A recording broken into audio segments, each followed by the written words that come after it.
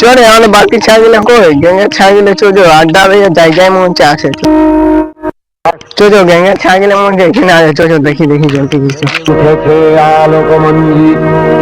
ধরণীর বহিরাকাশে অন্তরিত মেঘমালা। হ্যাঁ কি খবর হবে রে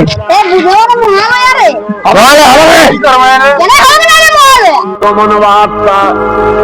আনন্দ হ্যাঁ রে মহালা হবে না মহালা হবে দেখতে পাচ্ছি না কেমন করে যাচ্ছে এই বছর তো সুন্দর মহালা হবে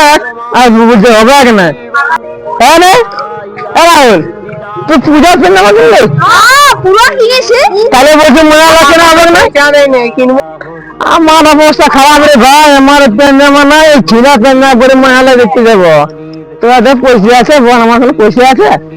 জামা মানে কি তোরা দিবি যাবেন তোরা তো বল তোরা পারবি রে কিনতে আমি পারবো বল একটা গরিব লোক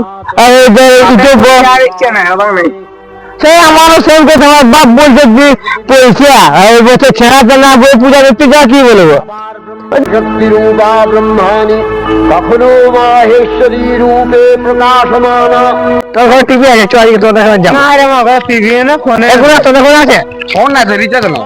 তোর ঘরে আছে তোর ঘরে তোর ঘরে চলো আমার ঘরে আছে ফোনে দেখা হবে সবাই দেখা করবি নিয়তি এই সর্ব প্রকাশমান মহাশক্তি পরমা প্রকৃতির আবির্ভাব হবে সত্য। আসছে বহুত পাঁচটা আসছি রে ভগবতী মহামায়া তুমি ত্রিগুণাত্মিকা তুমি রজগুণে ব্রহ্মার গৃহিণী ভোর 4টা বাজে করে দেখি কেউ আছে না নাই পত্নী লক্ষ্মী তম দেখি ছায়ের বিড়াল নাকি দেখি আবার ত্রিগুণাতীত তুরীয়াবস্থায় তুমি অনির্বচনীয়া অপার মহিমময়ী পরব্রহ্ম মহিষী দেখি ছায়লা হলো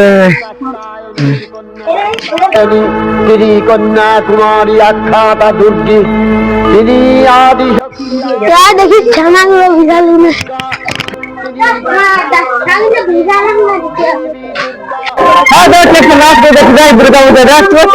আমার ঘরে অগ্নিলোচনা এই উষা লগ্নে হে মহাদেবী তোমার উদ্বোধনে বাণীর ভক্তি রসপূর্ণ বর্ণ কমল আলোক শত দল মেলে বিকশিত হোক দিকে দিগান্তে হে অমৃত জ্যোতি হে মা দুর্গা তোমার আবির্ভাবে জাগো জাগো জাগো মা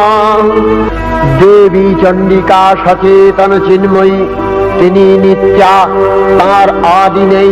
তার প্রাকৃত মূর্তি নেই।